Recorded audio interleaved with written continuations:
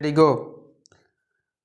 तो हेलो बच्चों, इस वीडियो में आज हम कक्षा 6 का अध्याय 8 पढ़ेंगे, जिसका नाम है भारत जलवायु वनस्पति तथा वन्य प्राणी। आप मौसम के बारे में प्रतिदिन समाचार पत्रों में पढ़ते हैं तथा टेलीविज़न पर देखते हैं अथवा दूसरों को इस संबंध में बातें करते हुए सुनते भी हैं। आप जानते हैं कि मौसम वायुमंडल में दिन प्रतिदिन होने वाला परिवर्तन है।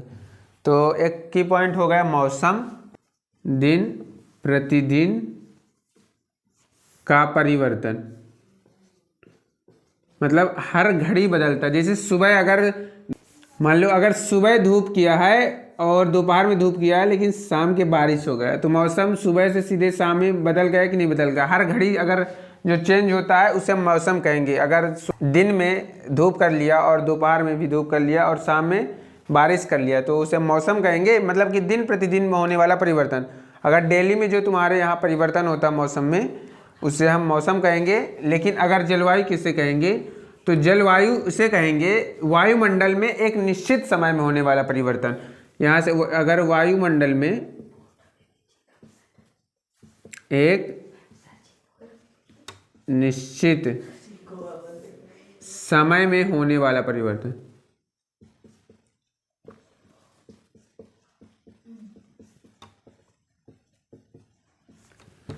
देखो जो मौसम होता है डेली का बदलता रहता है। आज अभी दिन में धूप है लेकिन दोपहर में धूप है, शाम को बारिश कर दिया।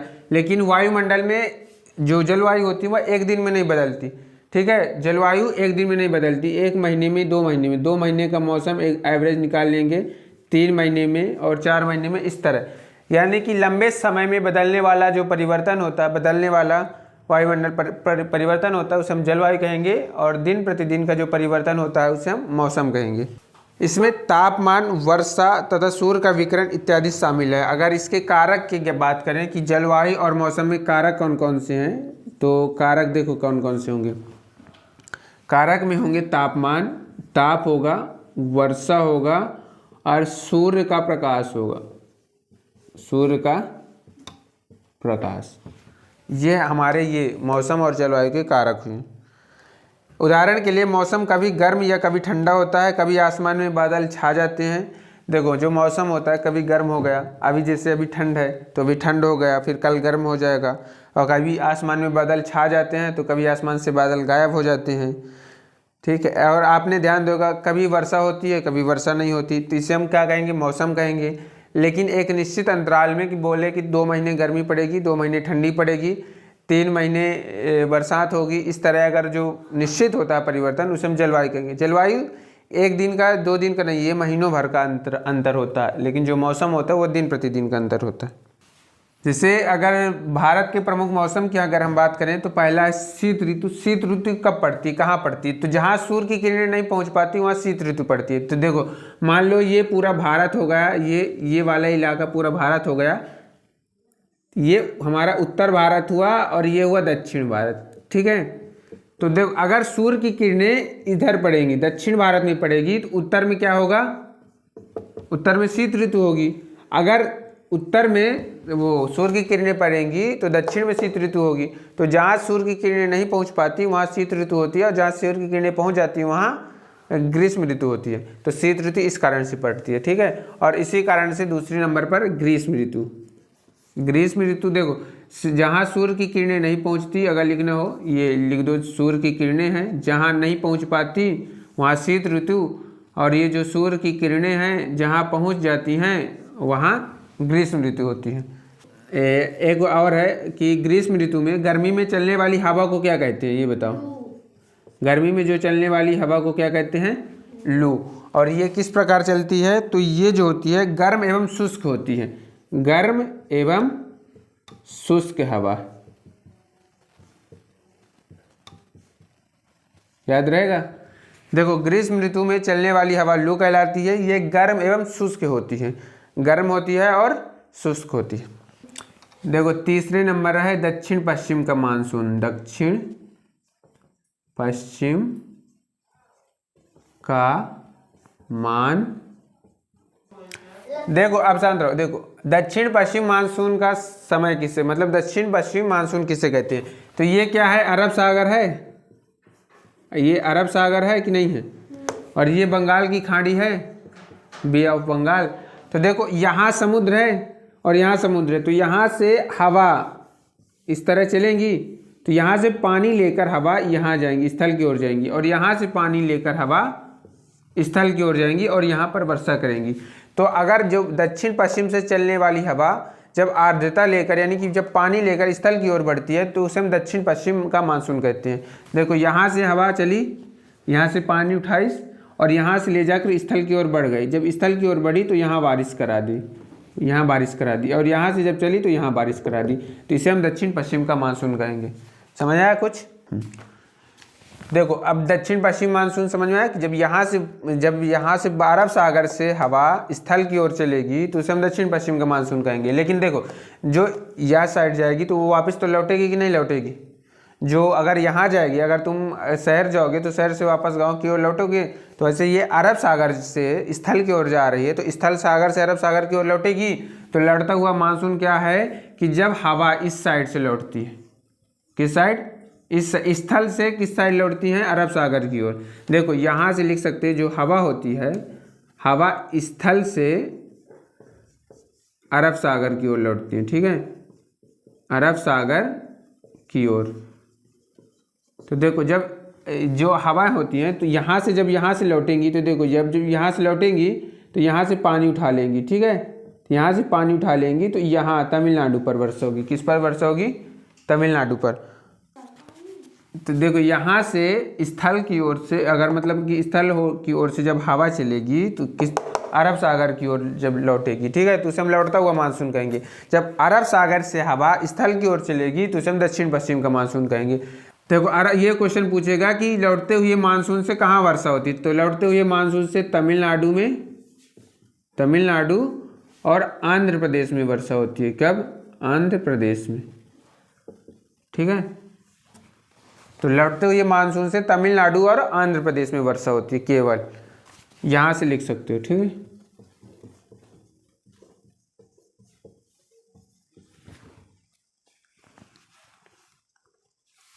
और एक ये है कि भारत की जलवायु क्या है? भारत की जलवायु, तो भारत की जलवायु मानसूनी। ये क्वेश्चन पूछेगा कि भारत की जलवायु क्या है, तो मानसूनी जलवायु।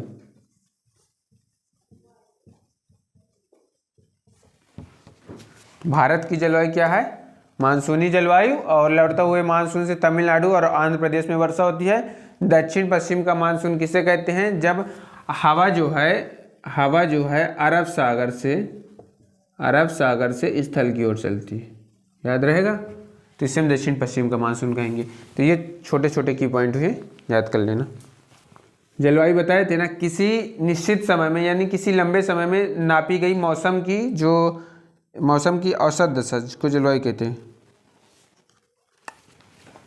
देखो जलवायु की परिभाषा, जो मौसम होता है वो दिन प्रतिदिन बदलता है कि नहीं बदलता? दिन प्रतिदिन बदलता है, ठीक है। यार बदल ना जाना तुम मौसम की तरह, मतलब मौसम जो है दिन प्रतिदिन बदलता है। लेकिन जो जलवायु होती है, याद रखना, किसी स्थान के लंबे समय की, देखो किसी स्थान के, देखो किसी स्थान के मौसम की दीर्घकालिक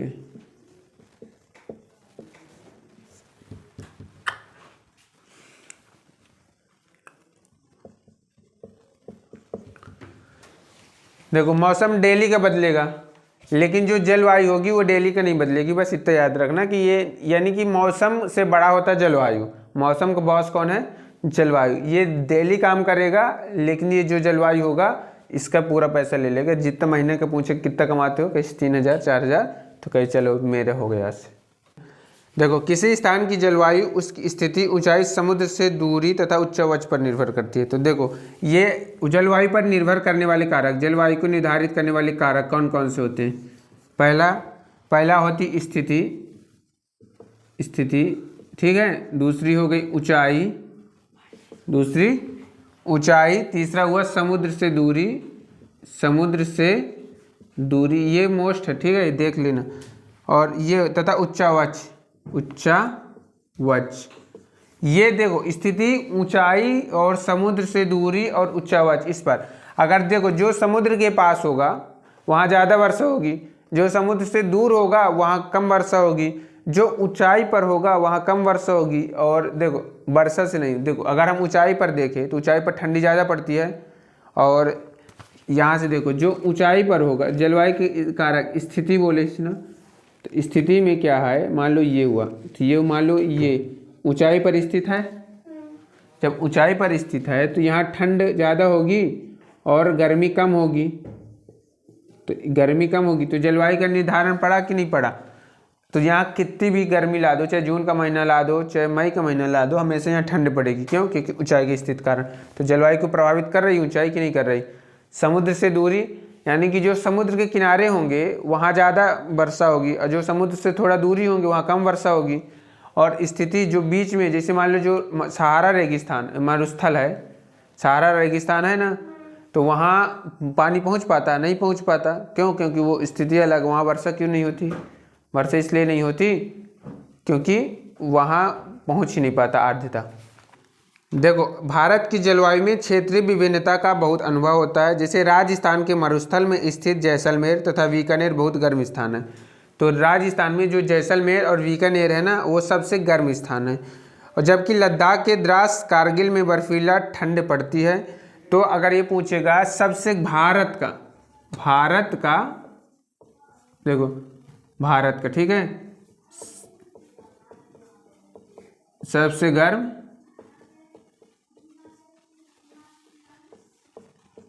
सबसे ठंड, देखो सबसे गर्म कहाँ है? राजस्थान में है। कहाँ है? राजस्थान में जैसलमेर और बीकानेर, ये ठीक है। ये कहाँ है? राजस्थान पर। याद रहेगा, ये क्वेश्चन पूछेंगे। सबसे गर्म स्थान जैसलमेर बीकानेर, ये राजस्थान पर है, याद रखना, पेपर में आ सकता है। और सबसे ठंडा स्थान भारत का ये लद्दाख में, ट्रांस जिसे कहते हैं, ट्रांस, ये कहाँ है?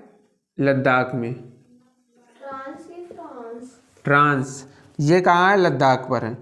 और मुंबई तथा कोलकाता की जलवायु मध्यम है। वे ना ही अधिक गर्म है और ना ही अधिक ठंडे, ठीक। समुद्र तट पर होने के कारण ये स्थान बहुत आर्द्र हैं।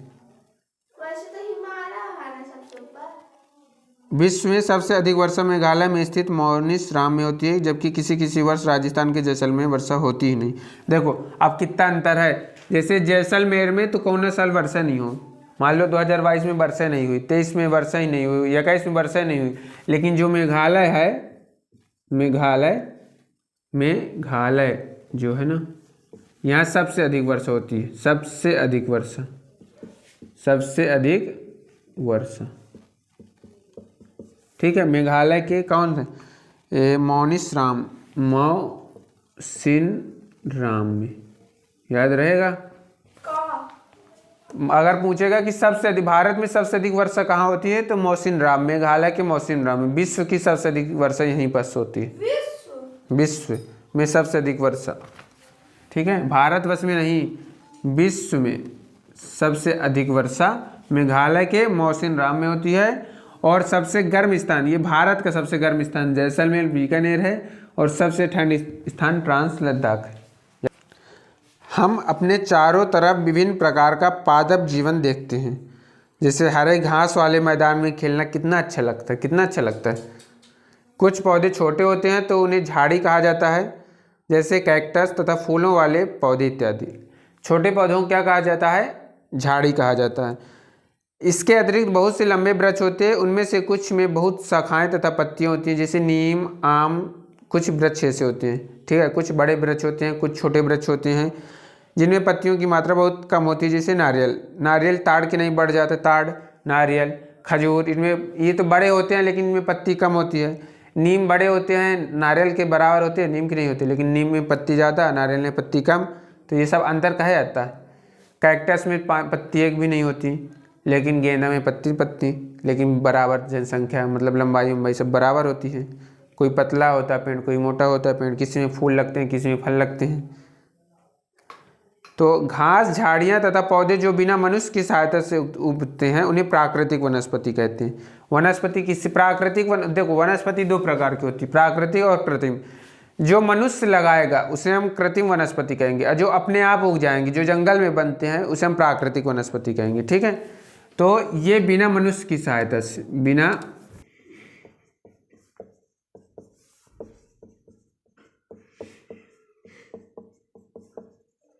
ठीक है, याद रहेगा।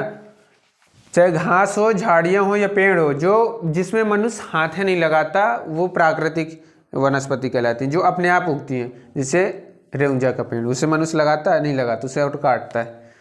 ठीक है, बमुरा का पेड़, और कहुआ, अर्जुन का पेड़ है। इसी तरह जो होंगे ये प्राकृतिक वनस्पति।